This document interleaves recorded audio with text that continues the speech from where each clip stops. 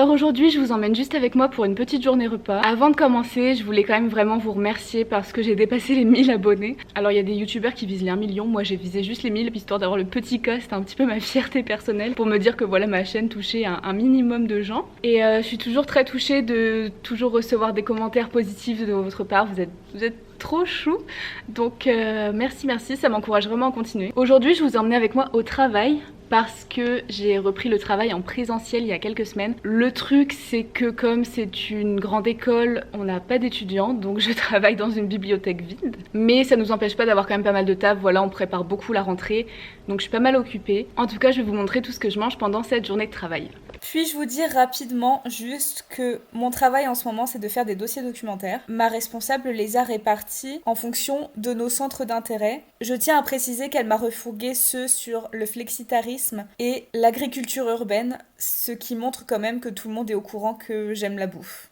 Bon, je fais une petite pause, il est 11h04. Je pense que je prendrai ma pause déj vers midi et demi. Et pour ceux qui habitent vers Paris, je voulais juste vous parler d'un truc. Alors je sais pas s'ils sont dans les autres villes ou pas, mais en tout cas c'est une association qui s'appelle Food de rue. Et en fait j'en parle parce que souvent avec mes collègues on va manger dans leur petit resto épicerie qui est juste en bas du travail. Et en fait Food de rue font en sorte que des femmes en situation d'exclusion sociale, économique trouvent une voie de réinsertion à travers les métiers de l'alimentation. Donc ça encourage l'égalité homme-femme, ça encourage l'entrepreneuriat, ça leur apprend à travailler dans de la société actuelle tout simplement. Et ils font également un gros focus sur l'alimentation durable et éthique, le fait qu'elle soit accessible aussi et locale en circuit court. Donc toute leur épicerie elle est juste bio et en circuit court et tous leurs plats sont bio. Ils ont toujours une option végé le midi et tous les jeudis c'est exclusivement végé. Il y a que des femmes qui travaillent là-bas donc c'est vraiment un endroit très très cool. Si vous avez l'occasion d'y aller, si vous avez l'occasion de les soutenir, je vous mets le lien en barre d'infos et puis vous pouvez aller voir ça. 2 hours later. Coucou, j'ai fini de manger mais je suis une terrible vlogueuse, j'ai pas pris ma caméra ce midi, super. Mais du coup je vous ai pris une petite photo de mon repas, du coup le plat c'était genre du poulet coco avec du riz, des patates, des petits pois, avec il y avait un petit pain brioché et puis en dessert c'était de la compote, melon, banane, pêche. Tellement bon, je pense que je vais essayer de la refaire chez moi parce qu'à mon avis il n'y a pas de sucre ajouté ni rien, c'est juste elles mélangent, elles font cuire et ça fait de la compote et c'était mais... Là je vais reprendre un peu de travail mais on se retrouve tout à l'heure quand je ferai ma pause parce qu'il y a un petit truc dont j'aimerais vous parler et du coup j'en profiterai au milieu de la journée pour faire un petit chit-chat sur ça. Bisous. Comme ça se voit peut-être à ma tête, je suis un peu fatiguée, du coup je prends une pause. Et quoi de mieux pour prendre une pause que de parler des règles? J'ai vraiment aucune transition pour ce sujet, si ce n'est que des personnes m'ont posé la question sur Insta. Du coup, je vais en parler un petit peu dans cette vidéo, histoire voilà, de mettre un petit peu les choses au clair. Je suis pas la première à en parler sur YouTube, il y a d'autres filles que j'ai suivies, que je connais, comme Amina ou comme Des Vibrations, qui ont déjà fait des vidéos dessus, donc je vous mettrai aussi leurs liens en barre d'infos. Après, je sais et je comprends que quand on cherche une information, en particulier sur les réseaux sociaux, on a besoin d'entendre plusieurs personnes le dire. Donc moi je veux juste vous partager mon expérience vis-à-vis des règles pendant que j'étais malade et anorexique. Alors pour ma part, j'ai perdu mes règles au bout de 6 mois à peu près de comportement anorexique. En fait j'étais pas encore diagnostiquée. J'avais pas encore vu de spécialiste à ce sujet, on m'avait pas mis un mot sur ma maladie et moi j'étais pas encore vraiment consciente de ma maladie. Mais pour être honnête, je me souviens pas du tout, mais pas du tout de quand est-ce que je les ai perdus. C'est pas quelque chose qui m'a marqué, j'ai l'impression sur le moment. Je devais avoir l'esprit tellement obsédé par la nourriture ou par mon apparence, par mon poids, j'en sais rien, que j'ai pas le souvenir de la date exacte où ça m'est arrivé. J'ai pas le souvenir de la sensation que ça m'a fait quand je me suis aperçue que je les avais plus. Mais en tout cas, ça m'est arrivé quand mon IMC est vraiment descendu au stade de la maigreur. J'ai récupéré mes règles au bout d'1 an et demi de guérison. Du coup, c'est arrivé quand j'ai atteint mon poids de forme. Depuis ce temps, je suis toujours au même poids. Donc depuis là, 1 an et demi où j'ai récupéré mes règles, je suis toujours au même poids. Et enfin, il faut savoir que je les ai récupérées naturellement, c'est-à-dire que parfois, vous allez avoir des médecins ou des gynécologues qui vont vous prescrire des œstrogènes sous forme de pilule en fait. Ils vont vous prescrire la pilule pour que vous récupériez vos règles. Cela dit, si vous êtes encore en sous-poids, si vous vous alimentez mal et que on vous donne ça pour récupérer vos règles, très bien vous aurez vos règles, mais ce sont des règles artificielles, ce sont des règles qui sont déclenchées par le médicament que vous prenez et au fond vous savez pas vraiment à quel moment vous avez récupéré vos vraies règles et à quel moment vous êtes suffisamment en bonne santé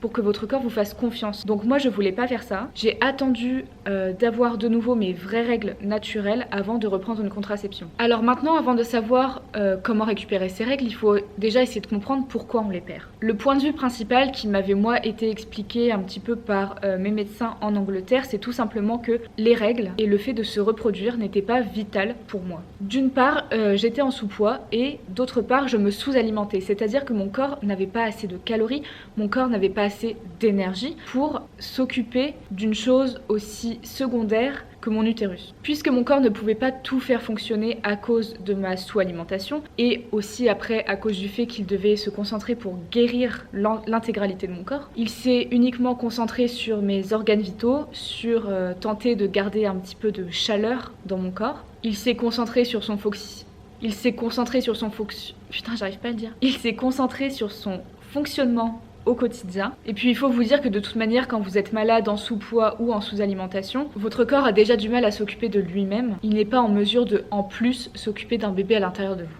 Qui est-ce qui chante dans le couloir ? Bon, je tiens aussi à préciser que ce n'est pas parce que vous n'êtes pas dans un IMC de maigreur ou de sous-poids que vous allez récupérer vos règles. Comme je l'ai dit tout à l'heure, il faut récupérer son poids de forme et on peut très bien être anorexique sans être considéré dans les IMC entre guillemets universels et classiques comme en sous-poids. Pour vous dire non mais en fait je suis dans l'IMC normal, je comprends pas pourquoi j'ai perdu mes règles. Ça ne change rien. Donc maintenant qu'on a dit tout ça, comment récupérer les règles ? Pour commencer, la base de la base, en plus de manger bien évidemment, serait juste d'être patient, de prendre soin de son corps et de lui donner une chance de vous refaire confiance. Quand vous avez été une certaine période en sous-poids, en sous-alimentation, le corps se met en situation de famine. Et il lui faut vraiment du temps pour se détacher un petit peu de cette crainte perpétuelle de souffrir. C'est-à-dire que même si involontairement, un jour, vous sautez un repas, vous vous restreignez un petit peu psychologiquement en mangeant des aliments, mais au fond de vous, vous culpabilisez, vous n'avez pas envie de les manger, vous allez toujours faire subir un stress à votre corps qui, lui, se prépare tout de suite à une nouvelle éventualité de famine et qui, du coup, ne va pas vous redonner vos règles tout de suite puisqu'il ne vous fait pas encore entièrement confiance. Votre alimentation stable doit rester stable pendant assez longtemps. Votre poids de forme doit rester votre poids de forme pendant assez longtemps. Vous ne devez pas essayer de maigrir ni de compenser votre nourriture par un trop de sport. En fait, ce qu'il faut faire, c'est juste essayer de s'écouter. Si on n'y arrive pas, au moins manger les bonnes quantités. Réduisez votre stress aussi, puisque on sait toutes que même lorsqu'on n'a pas de troubles alimentaires, quand on est extrêmement stressé, très angoissée, anxieuse à cause de plein de choses, à cause de soucis familiaux, à cause du travail, etc. On peut perdre nos règles, simplement à cause du stress. Donc soyez indulgent avec vous, soyez patient avec vous, laissez les choses venir.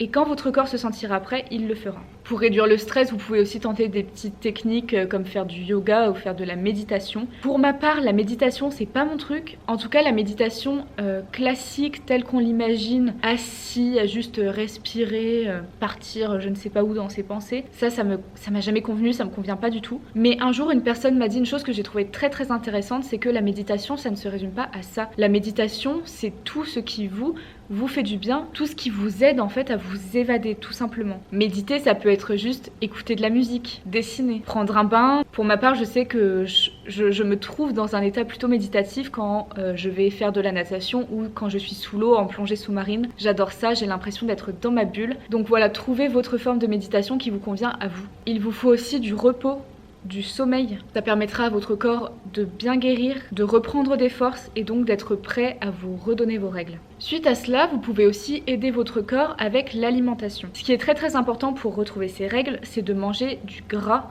et de ne se priver de rien. Alors je sais que quand on est en guérison, manger du gras, ça peut être très compliqué. Pour vous dire à quel point moi je détestais le gras, je me souviens quand je faisais des trucs à la poêle où il y avait besoin d'huile et tout. J'enlevais le gras grâce à du sopalin, mais vraiment pendant super longtemps jusqu'à ce qu'il n'y ait plus rien sur le sopalin, que ce soit trop clean et tout. Et quand je le faisais chez mes parents, genre je le cachais dans la poubelle sous les autres trucs pour qu'ils le voient pas, enfin c'était un délire quoi. Pour que son corps retrouve ses règles, il faut surtout manger du bon gras. Du bon gras, on en trouve en grande quantité dans les avocats. Vous pouvez à votre repas manger un demi-avocat. Du bon gras, on en retrouve dans des huiles comme l'huile de coco, l'huile d'olive, l'huile de colza, l'huile de lin. Si vous n'êtes pas vegan, je recommande aussi de manger des poissons qui contiennent énormément de bon gras. On peut penser au saumon, aux sardines par exemple. Et enfin pour terminer, on trouve du bon gras dans les graines et dans les oléagineux. Alors attention en ce qui concerne les graines, pensez à bien les moudre pour pouvoir absorber ce qu'il y a à l'intérieur. Je pense notamment aux graines de lin, aux graines de chia,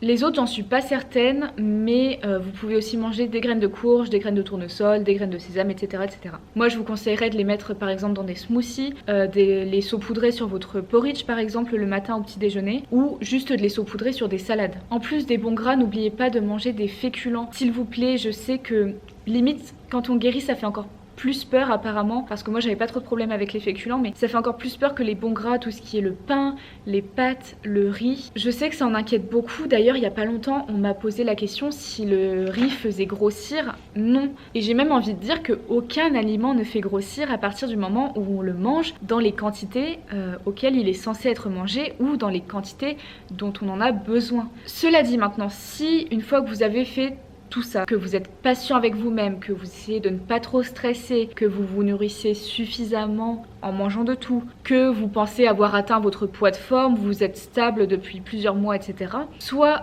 sans vous en rendre compte, en fait vous n'êtes pas à votre poids de forme et vous vous restreignez un peu sur l'alimentation pour rester à ce poids auquel vous voulez absolument rester, alors que au fond de vous, vous avez encore envie de manger, vous avez envie de manger d'autres choses que ce que vous vous contentez de manger actuellement, etc. Dans ce cas-là, il faut vraiment vous écouter. Manger tout ce dont vous avez envie. En fait, quand on est à son poids de forme, on n'a pas besoin de se restreindre dans sa tête, de se dire j'ai très envie de manger ça, mais en fait je vais pas le faire parce que je sais que sinon je vais grossir. Si vous en êtes à ce stade, c'est qu'il vous manque encore quelques kilos peut-être. Je suis pas sûre, mais j'imagine que ça dépend aussi de la durée de votre maladie. Si vous avez été malade pendant 1 an ou pendant 10 ans, peut-être que votre corps va mettre tout simplement plus de temps à se guérir de l'intérieur et que dans ce cas-là, ça va juste prendre un tout petit peu plus de temps pour récupérer vos règles. Mais si vous êtes bien suivi par des professionnels, qu'ils vous disent que tout va bien, que vous faites les bons efforts et que vous faites vraiment ces efforts, si tout va bien, alors il n'y a aucune raison qu'elles ne reviennent pas. Donc continuez de vous faire confiance et ça va aller, tout va bien se passer. Vous êtes sale. Il est bientôt 16h, non en vérité pas tellement, il est 15h40, mais j'ai déjà faim, du coup je me prends un petit goûter, j'ai du café, j'ai un yaourt à boire à la fraise que je dois vraiment terminer parce qu'il est périmé depuis genre 3-4 jours. Et j'ai des petits biscuits au chocolat comme ça. Alors en vrai le programme de la journée c'est qu'on va au resto ce soir avec le frère de mon copain et sa meuf à lui. Mais ils nous ont dit qu'on pouvait pas y aller avant 20h30, donc à mon avis on va manger vers 21h, un truc comme ça. Ce qui veut dire à coup sûr que là, ce que je mange là, les petits trucs, ça va jamais me tenir jusque 21h. Donc on va sûrement remanger tout à l'heure quand je repasserai chez moi. Bref on verra. Mais tout ça pour dire que faire de goûter c'est ok. Update 10 minutes plus tard, je prends un deuxième sachet de gâteau parce que j'ai encore faim. Pas de culpabilité quand on a faim. Alors là il va être 17h30, je quitte du travail, j'ai un colis à aller chercher à Montparnasse, du coup je vais y aller à pied, c'est environ 30 minutes à pied. Le truc c'est que j'ai pas fait de sport depuis 2-3 semaines, je suis super fatiguée, il y a une période où j'avais mes règles, après j'ai repris le travail en présentiel et je suis trop crevée. C'est pas grave, mais du coup j'aime bien aller marcher un petit peu après le taf, ça me fait du bien, ça me fait bouger, ça me fait digérer, etc. Tout est très bien. Et limite je suis contente de plus trop faire de sport parce que j'en ai beaucoup fait pendant le confinement, presque tous les jours, 5 ou 6 jours par semaine en général. Et le truc c'est que quand je me suis déconfinée, que j'ai repris une vie normale et que j'avais plus trop le temps de faire du sport, j'ai eu vraiment cette crainte de regrossir. D'un coup j'avais peur que tout ce que je mangeais, si je faisais pas de sport, ça allait, voilà. 5 minutes dans la bouche, toute la vie sur les hanches. J'avais peur de perdre tout mon muscle, ce qui est complètement irrationnel. Du coup, là ces 2-3 semaines sans sport m'ont fait vraiment du bien parce que je me suis aperçue que en fait non, il y avait rien de grave qui se passait même si j'arrêtais de faire du sport et que je continuais de manger de la façon dont je le voulais. Et au début j'avais vraiment de la dysmorphie, je me regardais dans le miroir, je me trouvais grosse, j'avais l'impression que j'avais grossi parce que je faisais pas de sport. Et avec le recul, là au bout de 2-3 semaines, je m'aperçois qu'en fait c'est pas du tout le cas. Mais bref, je vais retrouver mon copain, on va marcher jusqu'à Montparnasse et je vous retrouve tout à l'heure. En rentrant chez moi, je me suis aperçue que ma coloc avait fait du gâteau au chocolat, du coup j'ai pas hésité à en manger 2 parts, ça m'a fait 3 goûters. Ensuite on est allé au resto avec mon chéri et en attendant un petit peu son frère, il a décidé de prendre des pauses, voilà, pour vous divertir. Je vous laisse profiter de ce moment unique. Oh oui, le morse. Le morse.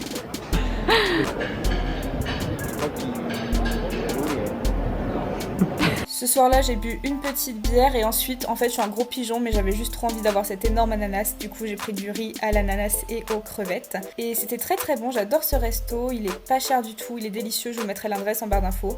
Il s'appelle Au Bonheur, c'est à Faubourg-Montmartre. Et voilà, portez-vous bien, mettez vos masques, prenez soin de vous. Je vous aime très fort. Ciao, ciao.